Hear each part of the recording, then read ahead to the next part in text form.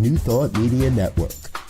We are a global broadcast network of positive music, media, and entertainment, inspiring humanity's evolution along the journey of enlightenment and creating a world of love, peace, empowerment, and prosperity for all.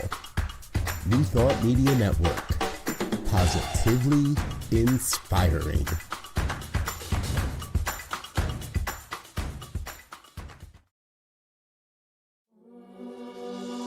Free my mind, open my heart with the whispers of truth, to live a conscious life, to live a conscious life on the growing edge, on the growing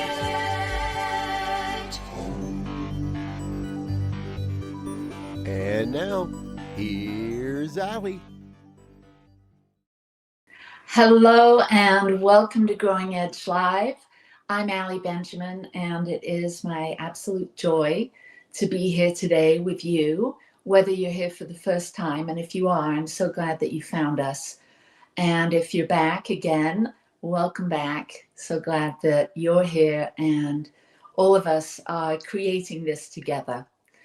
So I'm Allie Benjamin, and I've been doing this podcast now for 2.5 years, and we're coming to the end of the year.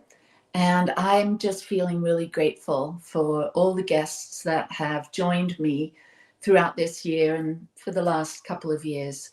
And I'm excited today, as usual, to invite a really dear friend of mine to the show.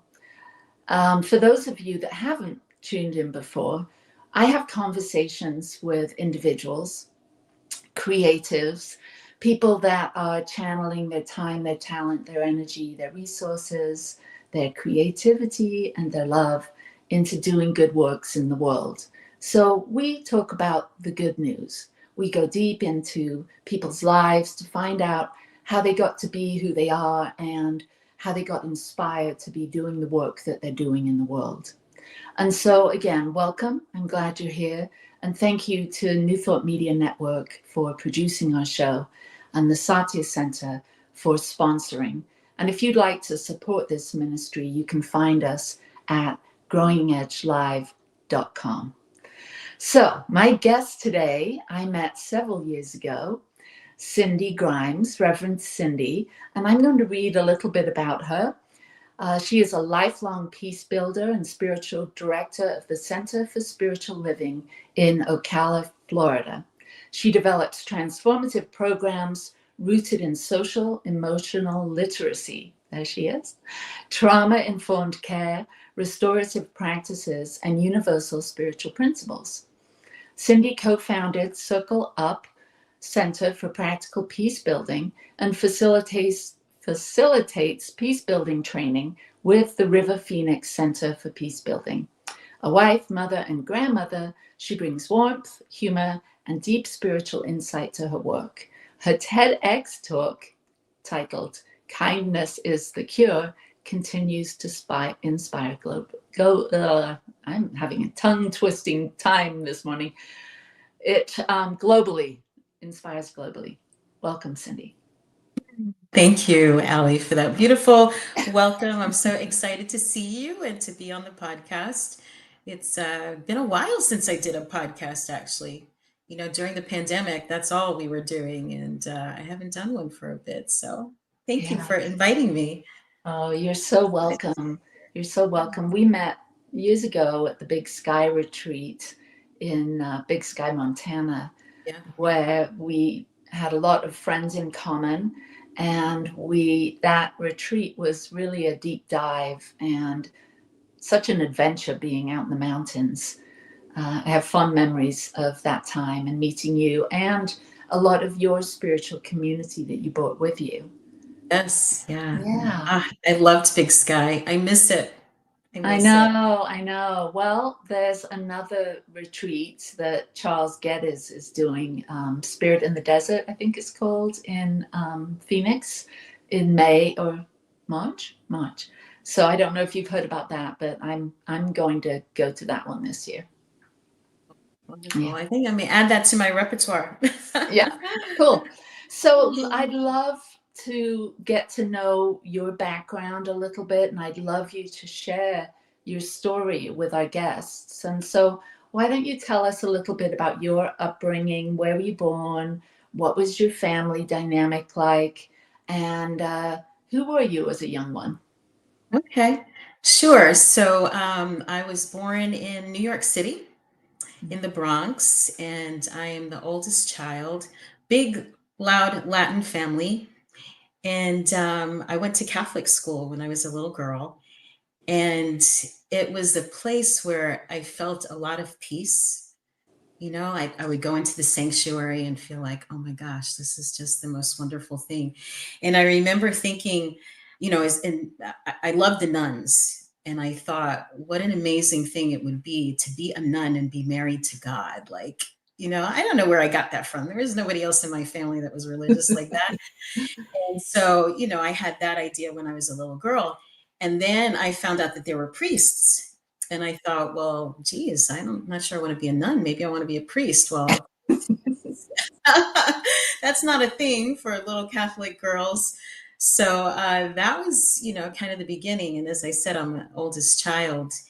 And when I was 8 years old, we moved from New York City to the suburbs out on Long Island.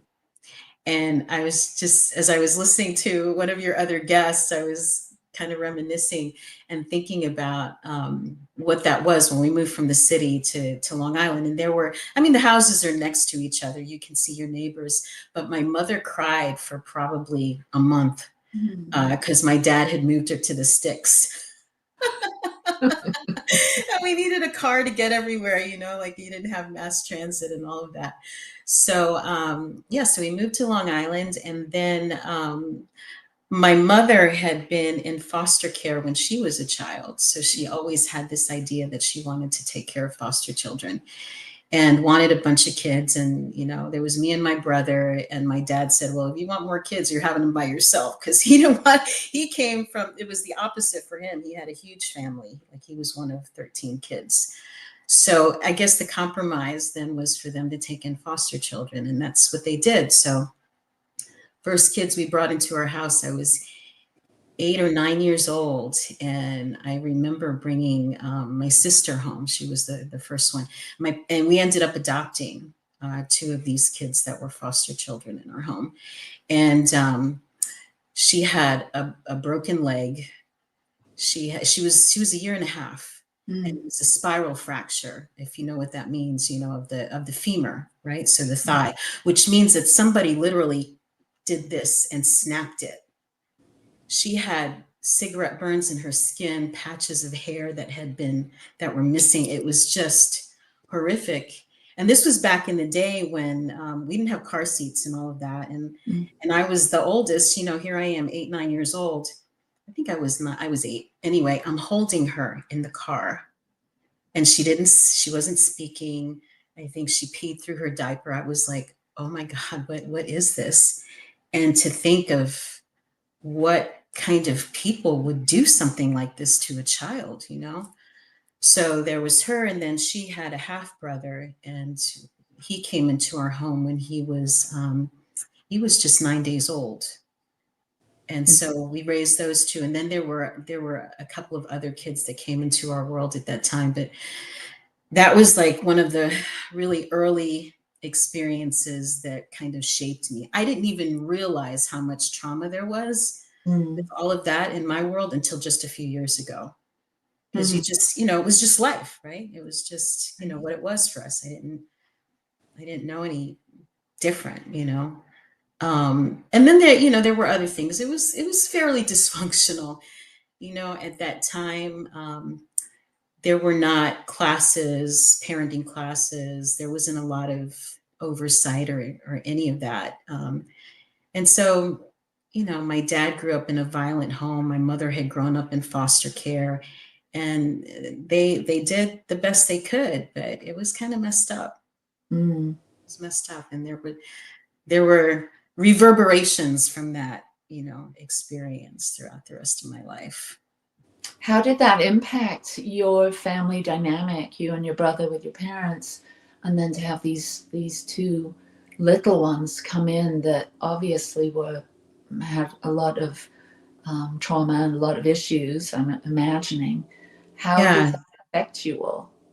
It was rough. I mean, at one point we went from just me and my brother to those two children, and then there were two others. So all of a sudden, there's six kids in our house, and my parents, and I resented it. I resented it a little bit because now I have to share my room. There was another set of children, a brother sister team that came to our house, and she was just a little bit younger than me. So I was like, 9, let's say, and she was about 7. And she came in and climbed up the tree in our backyard, the apple tree. And my dad, who was a police officer, my dad was like big, strong, very patriarchal Latin kind of man, right? And he says to this little girl, "Come on down from the tree."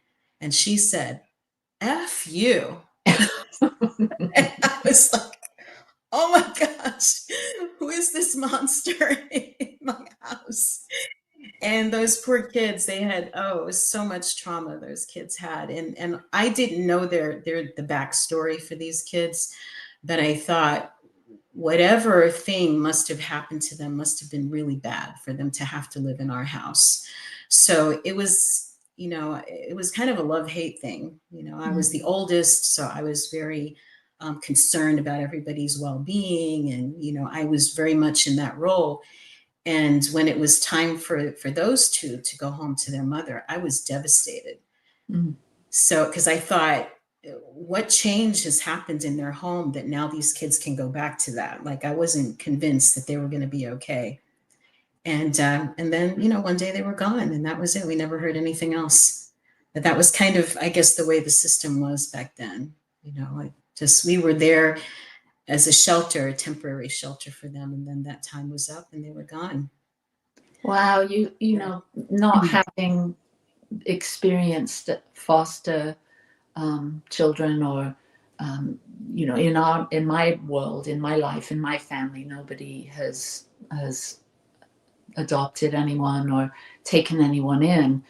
But from my perspective as a minister and someone that's been seen, supported, I just went to a fundraiser on Friday for Christmas Box House, which is a shelter for children that have nowhere to go and their parents can't care for them. So it's very much in my awareness.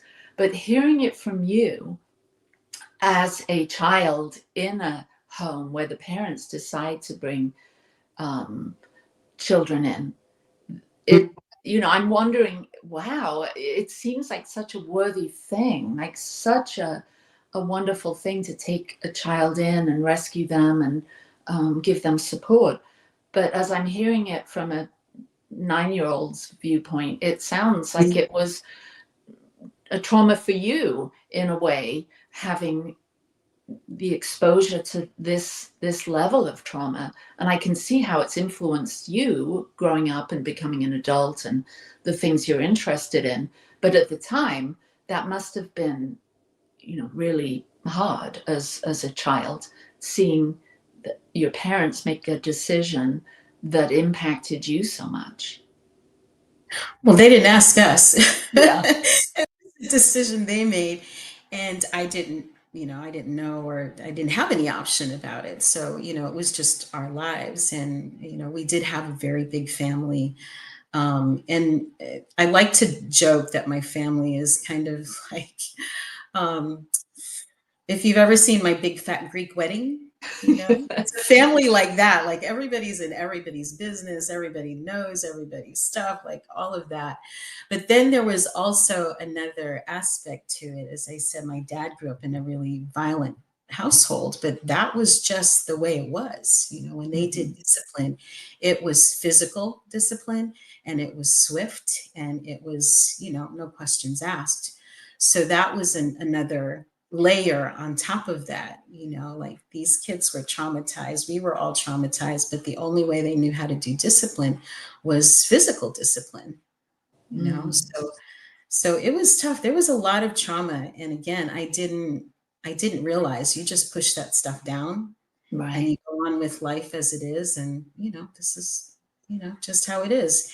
And I thought that kind of everybody's family was like that. I didn't realize until I got out of the situation, what it was. But the other aspect of the family, we're my big fat Greek wedding, but we're also kind of like the Godfather family.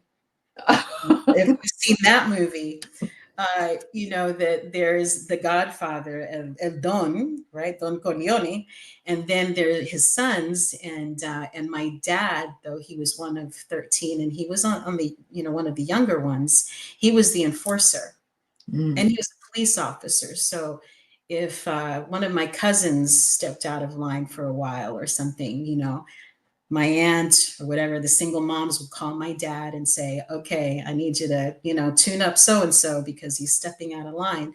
So that was kind of my dad's role in all of that. So it was a really colorful and interesting family and way to grow up Yeah, that, had a lot of impact. definitely. So was there someone in this whole mix of people and large family that was a positive, like a soft place to fall? How did you get comfort? Was there someone in your life that played that role or inspired you to do it differently? I would say my safe place was school. Mm. After we left the Bronx and went to Long Island, we had a really great school system, and I was a really good student. So I had wonderful teachers, and I excelled academically. So that was a thing that I could always like kind of fall back on. That was the place where I would shine. I was also like the overweight kid, and then brown skinned girl. It was like I never felt like I fit in anywhere. Mm. My parents were both born in Puerto Rico, but I was born in New York City. So, I'm what you call a New Yorican. And years later, I'm 18 years old. I go to Puerto Rico and I say, call myself Puerto Rican. And they said, no, honey, you're not Puerto Rican, you're American. And I'm like, oh my gosh, well, I don't belong here. I don't belong there.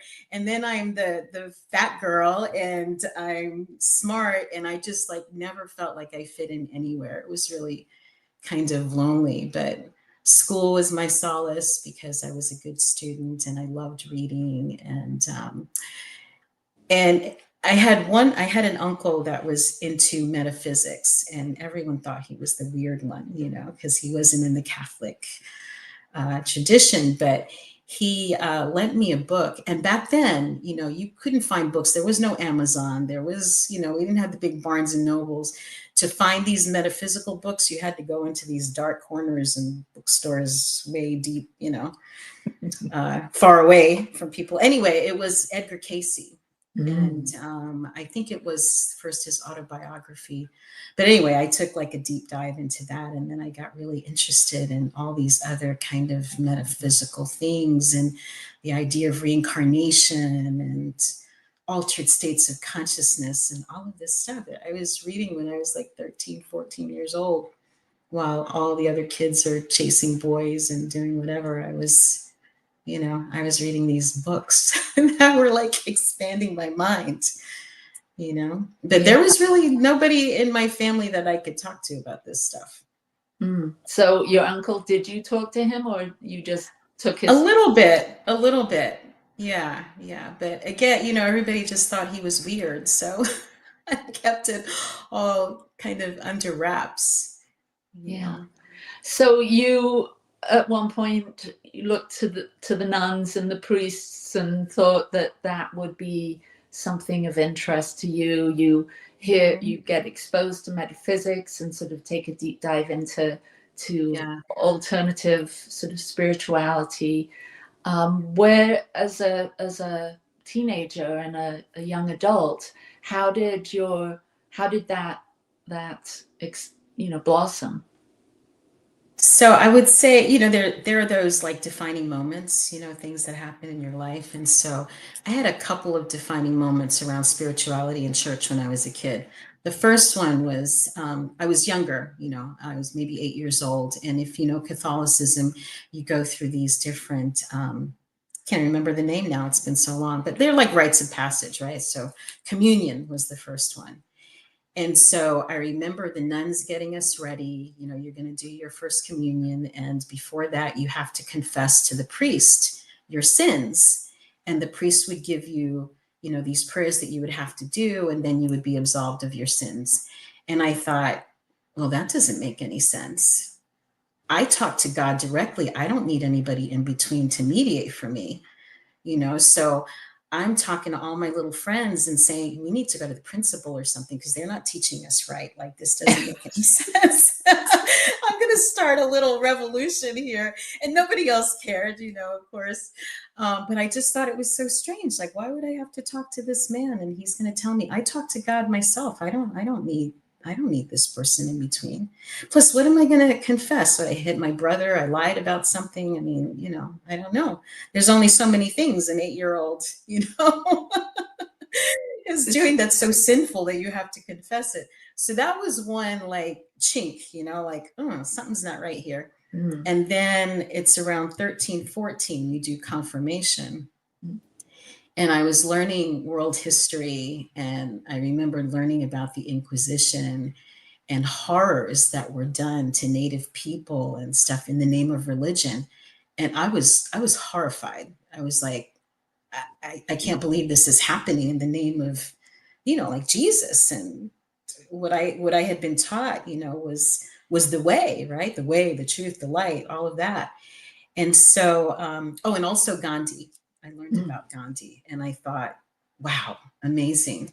So I go to my catechism teacher and I asked her, I said, did Gandhi go to heaven? Because Gandhi's not Catholic. Mm-hmm.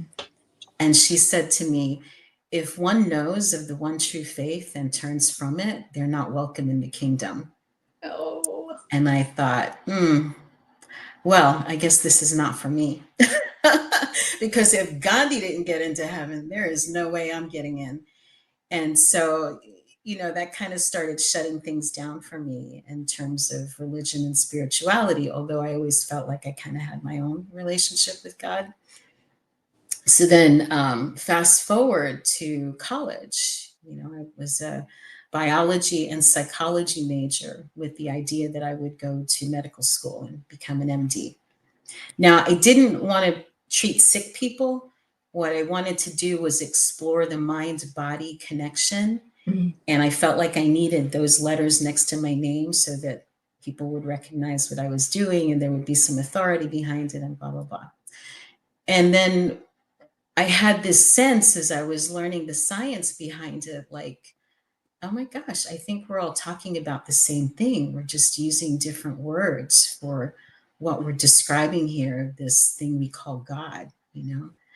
So, so that kind of, you know, opened the door again to some inquiry, but I still wasn't looking for a church because, you know, it just didn't feel like I'm not going to find my answers there. You know? Yeah. So that was in college. Mm-hmm, mm-hmm. So then you married, you had children. So, okay. So my family moved then from New York. My parents moved from New York, from Long Island to when my mom was crying about being in the boonies on Long Island. Well, then they moved down to Florida and bought a like rural area. They bought a small farm and they had horses and cows. And, you know, I was in college in New York and loving the single life and, you know, had this idea of going to med school. And then I got an F in physics, which was like, you don't get into medical school with an F in physics. And so I came home. I came to Florida, which never thought I was going to live there. I was never going to stay. I hated everything about it. I went from living at a, you know, college campus to I wake up in the morning and I'm looking out the window and there's a cow staring back at me and no people and nobody that looks like me. It was, wow. So, yeah, so what happened then? Let's see. I thought I would take a couple of years and maybe like go back to school, and because I'd had my degree by then, but I still wanted to go to med school. And so I would take physics over again and then reapply and stuff. And in the meantime, I met somebody. In fact, I was interviewing at an osteopathic school in Chicago. And at this time now, I'm working at this point, I was working in social work. I was a victim advocate with the state attorney's office. So here's, the thread then, right, from childhood that I didn't even realize, right? This was just something I was going to do for a little bit till I got to my real thing, which was to go to med school. But no, I ended up working in the state attorney's office, and I was working with crime victims. So it was sexual assault, domestic violence, child abuse, like all of that stuff, a deep dive into that. Not exactly frontline, because I wasn't going into people's homes then, but I was seeing the pictures, hearing the stories, all of that. And one day I'm just, walking through the hallway, and I see this tall, good looking man. And I remember looking down and noticing there was no ring on his finger. I'm like, and we smile at each other, and that was nice. Hello, how are you doing? And then the next weekend we met at a party, and it was like, oh, haven't we met before? Yeah, we met at the, state attorney's office and whatever. And so we hit it off. And the next week, I think, or 2 weeks later, I had the interview in Chicago. And I remember telling the young lady who was taking me around, showing me around, I said, I met this guy, and I don't know, there's something maybe there, something clicked, and I'm not so sure about this whole thing anymore. Well, that was it. I found love. I didn't need medical school. He was, a police officer as well, like my dad. So, checked off a few boxes there. And, we were kind of inseparable after that. And I didn't end up getting in anyway. So, so that whole thing took a back seat. But I did stay in the social services. Grady and I ended up getting married a year later. I stayed in the social work arena. So I did the state attorney's office. I went to frontline work, after he and I married, and I actually worked for Department of Children and Families, when the abuse hotline those calls, and somebody has to go out there to the house and do the investigation. I did that. And that was quite an awakening for me, to see how people lived, and then to start to learn the dynamics of abuse and things, and realize, oh my gosh, my home growing up was kind of dysfunctional. I'd never, even though I was in it, I didn't know until I got out of it, and realized looking back, like, wow, there's some messed up stuff there. And then I had a case, a child that just pushed me over the edge. And I thought, I can't do this work anymore. I couldn't separate my life from what was going on with this kid. And I couldn't get the kid to tell me what actually had happened in her home. And so I left that position. I left that job. And then I went from that to hospice work. So people said, you went from the frying pan into the fire. So that I did death, I did abuse and neglect, and then I went to death and dying. And that was another incredible faith building kind of a thing. Wow. Yeah. It was crazy. Yeah. And in the meantime, I get introduced to Unity. And I was like, wow, no, this is different. This is really different. The first time I heard Father, Mother, God, I was afraid to walk out of a building. I thought, I'm going to get hit by lightning or something, because I can't believe these people are saying this stuff.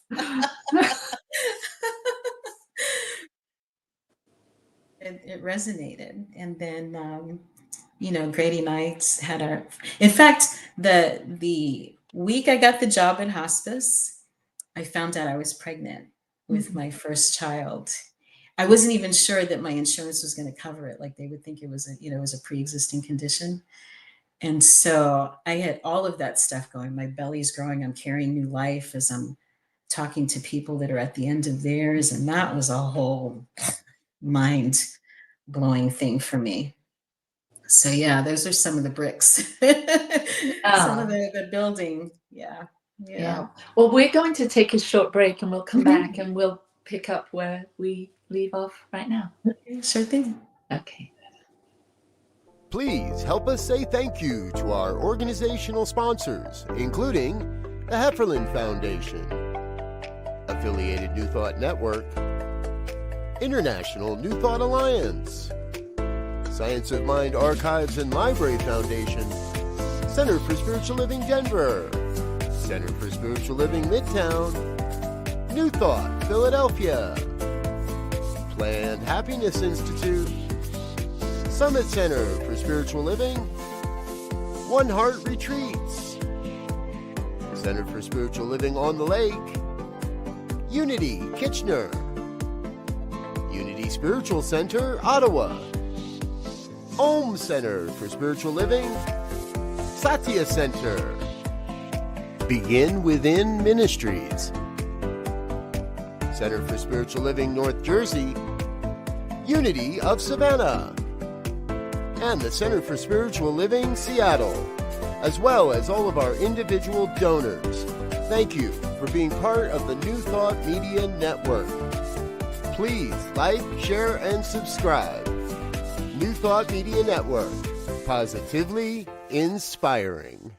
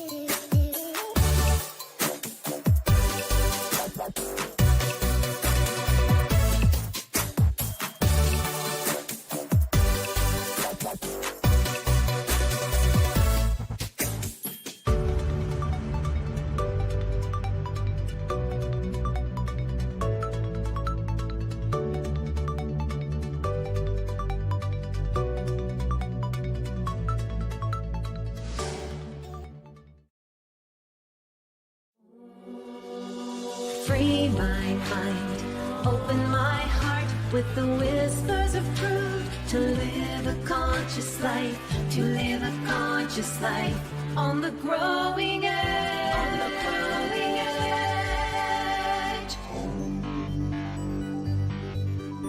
And now, here's Allie. And we're back with Cindy. So here you are pregnant. You're trying to figure out what to do next. I'm sure after all of these, hospice is that must be an uncomfortable fit for someone that's carrying new life. So what happened after once you got pregnant, and did you stay with hospice or did you? I did. It was great actually, because my husband worked nights and I was able to work from home, and my patients were wonderful, and I was learning so much. I mean, it was, like I said, really faith building. When people are at the end of their lives, the veil is thin, and I would experience miracle after miracle after miracle. I saw people die what I would call good deaths. I saw bad deaths. It was just, it was really foundational for me, and realizing, how do I want to live my life? I don't want to be at the end of my journey with regrets. And so I really started, putting my priorities in order. And so there was a point where so now we have 3 kids. I've worked hospice and we have 3 kids, and I don't want somebody else raising my kids. I don't want to pay for daycare and have somebody else hear their first words or their first steps. And so I started looking for a business that I could work from home. And I started a parenting magazine. So I took a whole shift from doing social services to now I'm an entrepreneur. And the parenting magazine again, there's that thread of being a resource for parents and families. Mhm. Because if we could show people community and give them free things to do around town and things like that, their family life is going to be better. They're not going to be beating their children. We're going to give them alternatives. So I did that for 11 years, and in the meantime, I left Unity. I jumped right in with both feet into Unity, and unfortunately, there was a point where you get the back door a little bit. You kind of see what's happening behind the scenes, and the minister would say things and that were not flattering about members of the congregation, and it didn't feel good. It was like, this is not how it's supposed to be. So I left, and I was heartbroken to have to leave that community. And then I went to it wasn't Pentecostal, but just a different than what I grew up in church. It was very lively. It was more like a mega church. And I loved it. I loved the music, but it was still like this old, tired message. And every once in a while, they'd bring in a guest speaker. They'd speak in tongues, or they'd do some stuff I felt like was not authentic again. Mm.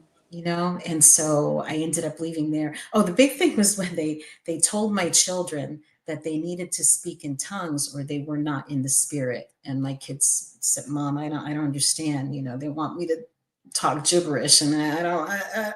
So I was like, mm-mm.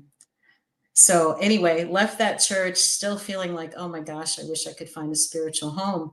And I was looking for articles on spiritual parenting for the magazine. And I found this place called, at the time it was Oak Brook Life Enrichment Center. And they were teaching a values curriculum. And I thought, now that's neat. Maybe I can find someone to write for the magazine about these values and whatever they're teaching the kids. And so I came to where I am now today. It's now called Center for Spiritual Living Ocala. And I was, again, blown away. Reverend Peggy Hostetler, Reverend Dr. Peggy was the minister at that time. And I had not seen a woman in the pulpit. The first talk I heard, I think she mentioned Star Wars and Buddha and Jesus. And I was like, oh my God, what is this place? This is cool. And again, jumped in with both feet and like, I have to get more of this. And I started volunteering and helping out and taking classes and so many things. Another turning point.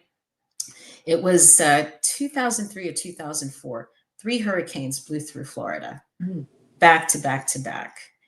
And at this time, my husband and I were not in a great space. We were like right on the verge of divorce and living in with our 3 children, like 2 separate parents, but under the same roof. It felt like that. And so everything was falling apart. And I was learning these new principles again. I was kind of back in the flow with community and stuff. And I started learning, these different ideas and to get out of the whole victim mode. And so I started using the teachings in real time in my life. Everything started turning around, one thing after another after another. The other thing was I was 100 pounds. By this time, I'm 100 pounds overweight. And I ended up having an episode and going to the hospital in an ambulance and people telling me, this is your wake-up call. This is your wake-up call. This is your wake-up call. Okay, God help me, please. And again, you applying the teachings, things started to turn around. We were on the verge of losing our house. We were able to keep that. I was losing the business. That turned around. Everything. And my husband and I are together still, 37 years later, like we got through that hump. But the teachings, it worked. When you work it, it works. And I proved it for myself. And so, when you see a great movie, you have a great meal in a restaurant, you want to share it with everybody. And so I thought I just got to share this with everybody. And Reverend Peggy just kind of nurtured me. I think she saw something in me, and encouraged me to take the classes. And before I knew it, I was in practitioner classes, and then it was like, okay, take the next leap to, to become a minister. And so Wow. It seems like your childhood, all of the different careers that you had along the way have really led you to be such a rich resource in ministry, in spiritual community. So how do you weave all of this together to, because as we know, you are the spiritual director there now. So what can someone expect when they come to your center? What is it you're looking for? How do what's important as far as building community and being a resource? Well, the first thing, I think when I found this center, I found a safe place. So I could start unraveling, some of that trauma and things that I had been through. And what Peggy and I did was kind of unusual, I think, for centers, in that I am at the center where I found Science of Mind. And that doesn't usually happen, and there's good things about that. And there's some challenges to that as well, because I came up through the ranks. I was a volunteer, like I did tons of things and never got paid for it. And all of a sudden, I'm the only one in the center that's getting paid. So that's a whole mind thing. So I thought, when I come in, I'm going to do all of these changes, and, it's just marketing, and it's this and it's that, and this community is going to be booming. And those things didn't happen either. And along the way, I was introduced to this idea of peace building. And I met a woman who's now become a really wonderful and dear friend and mentor and, spiritual mama for me. And her name is Heart Phoenix. And her son was the actor River Phoenix. And they live the next town. Like, I'm in Ocala, Gainesville. It's 45 minutes from here. And we met at a party or something through mutual friends. And so we go to lunch, and I tell her about what I do as the, director of the spiritual center. And she says, well, why do you have a spiritual center? Why don't you have a peace building center? Well, tell me what a peace building center is. So she did, and I did a workshop. Again, I do everything big, right? Like, I have to do a deep dive.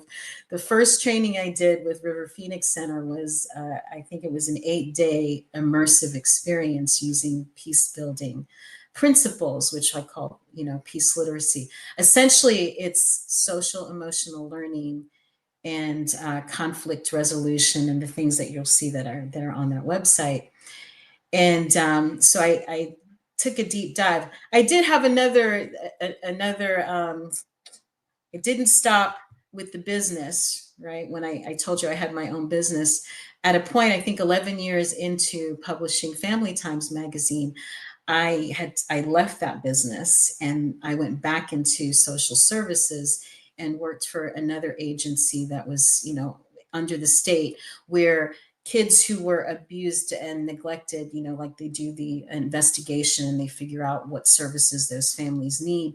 So I was working for an agency that was providing services for our community, which was doing training for folks in all different walks of life, but teaching people what to do in real time when you're in the grocery store and somebody is beating the crap out of their kid, or you're worried that the neighbors are abusing their children or whatever. I would teach ways to prevent things from happening, or teach people how to intervene safely so that they're better off and the children are better off. And so I went from writing for a living then to now speaking for a living, which was all great, because I'm also on track now to be a minister. Yeah. Right? So I'm working my way to that, and thought, well, this will fine tune my presenting skills and my, workshops and things like that.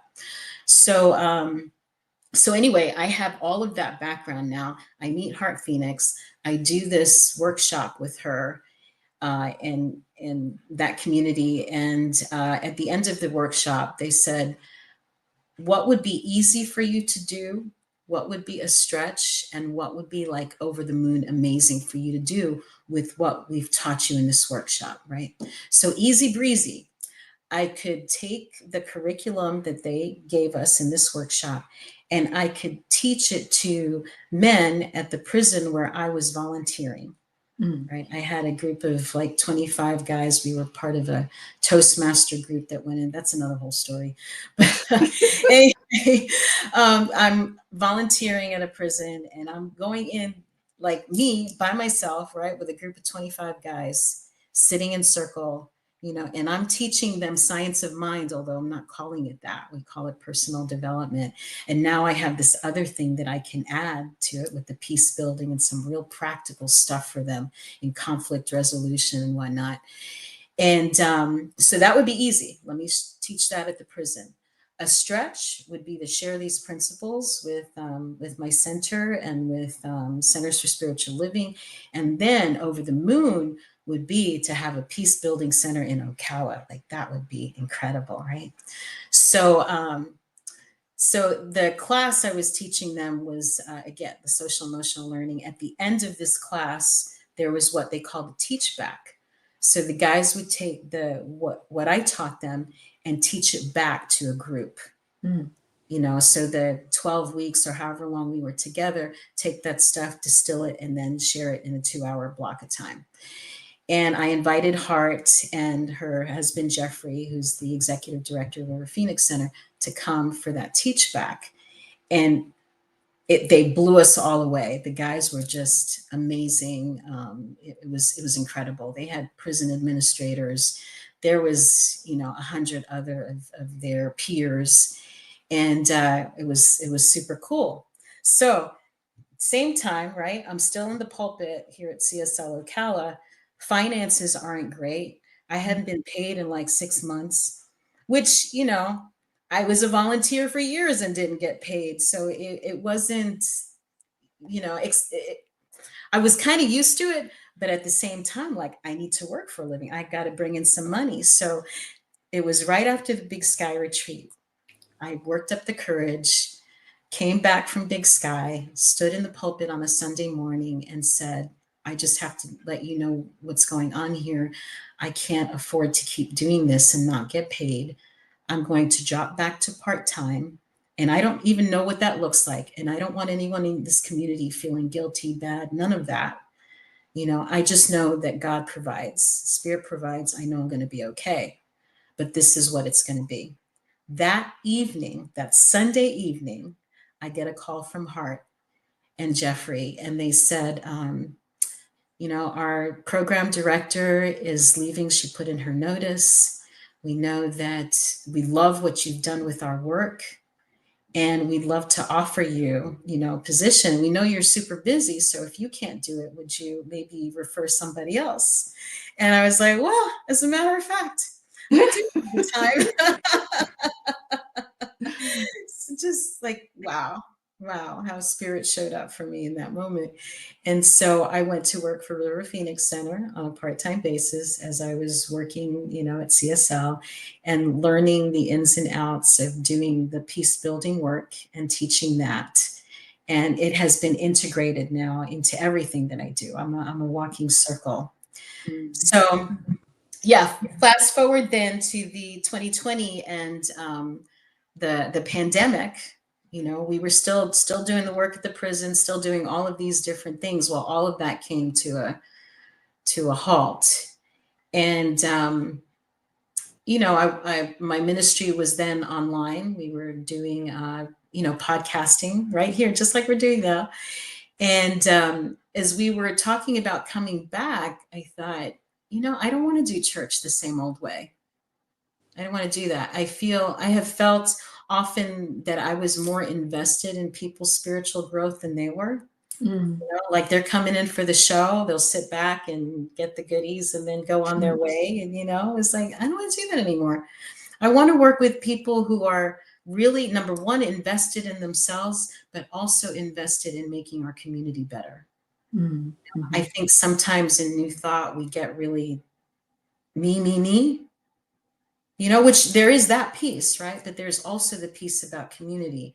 So we made a very conscious decision when we came back, and we were on the, we were like financially again, like, just on a precipice a little bit. So it was like, we'll see what happens with this, and it'll take off or it won't. But when we came back, made that decision to do things differently. So every week is a different kind of focus. The first week of the month is its spiritual practice. So either myself or someone from our community will do something, which this is stuff we've always done, but not on Sunday morning. So let's do a visioning workshop, or let's do a feng shui workshop, or let's do a drum circle, but it's a practice and people are immersed and involved. Second Sunday is our more traditional, where myself or someone will do a talk. It feels more like church.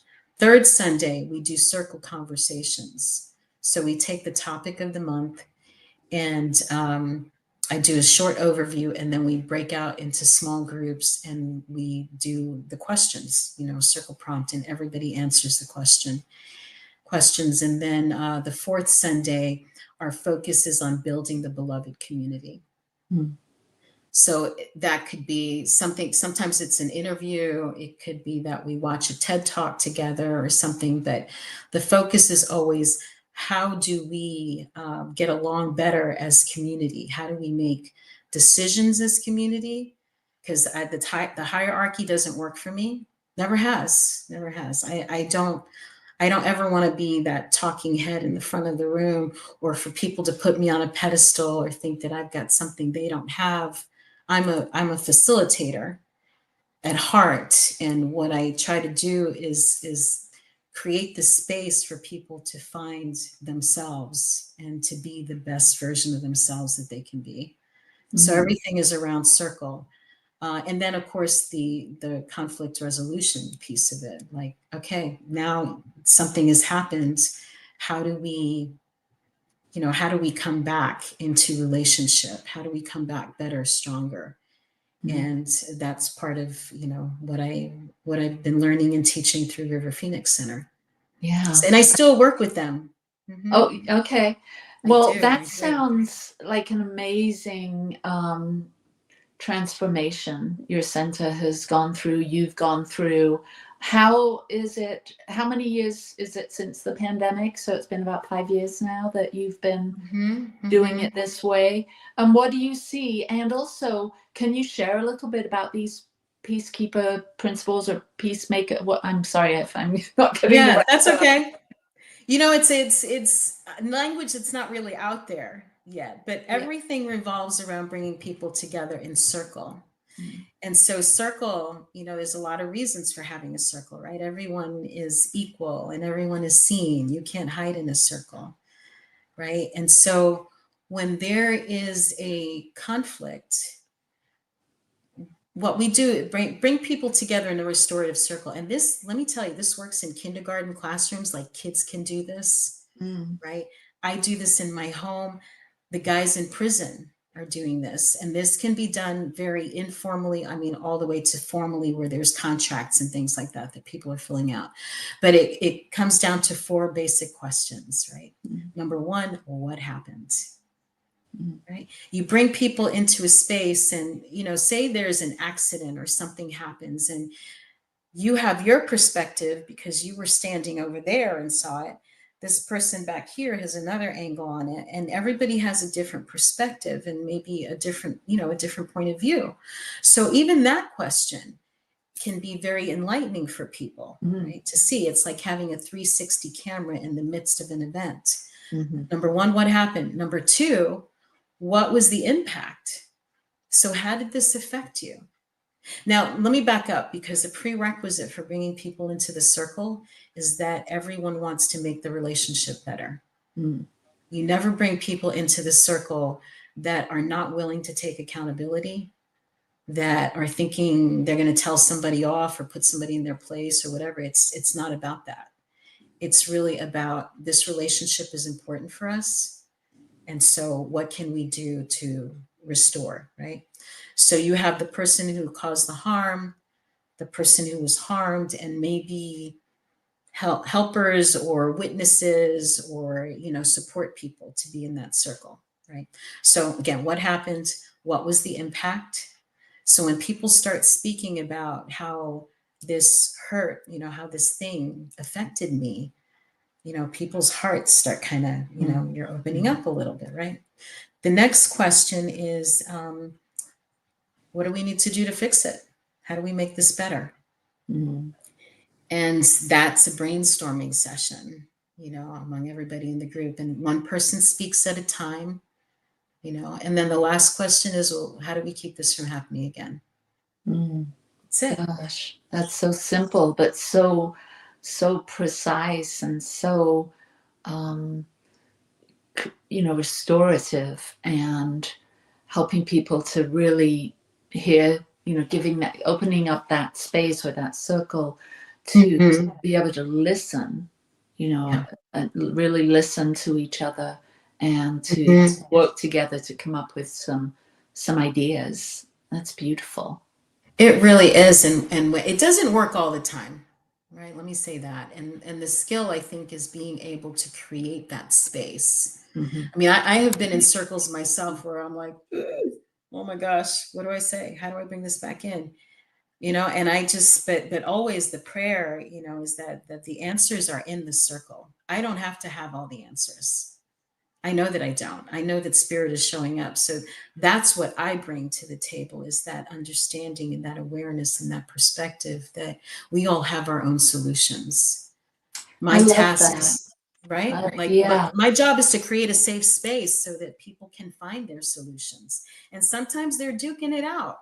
Sometimes this work is not for everybody to do, because you have to be able to hold that, the discomfort of being with people when they're, when they're rumbling it out.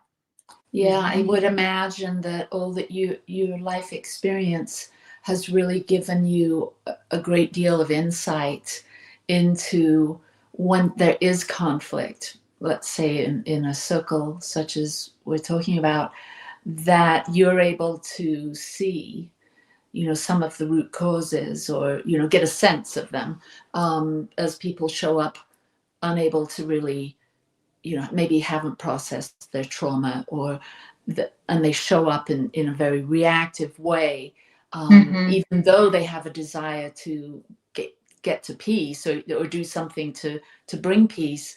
There's still all of that bubbles up when we're in those kinds of situations that push our buttons or touch those sensitive spots. And you are someone that's been so tuned in over the course of your lifetime with your own family of origin, with, the foster kids and all the work you've done. You've got such a big heart and such a clear desire to create peace, that your consciousness, when you said, well, sometimes I don't know what to do or what to say, but just you holding that space and being the anchor, and the leader of your spiritual community in this process, this technique that you're sharing with us. I can see why you have been invited into so many different circles, why you've given that TED talk. You really do have the consciousness that this world needs now, because peace really is what we're seeing as something that we all need to cultivate in our own lives, in our own minds, and in our communities. So we're right at the end. You've got like 1 minute. How can people get in touch with you? And I could just go on talking to you forever here. Oh my gosh. Reach out to me at cslocala.org or circleupcenter.org.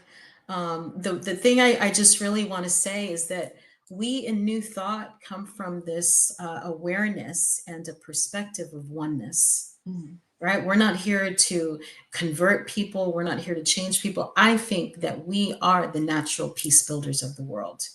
And what I want to do is teach people in our spiritual communities how to hold that space for folks when they're going through it, and holding that truth that we all get to recognize and experience that oneness. Circles are magical. It is like magic when they work and you see yourself in another person's life and experience. And so I just invite that, and I love to do trainings. So call me. Thank you, Cindy. Thank you. And thank you everyone for watching today. Outreach to Cindy if she stirs up something in your heart. And we'll see you next Monday. Bye-bye.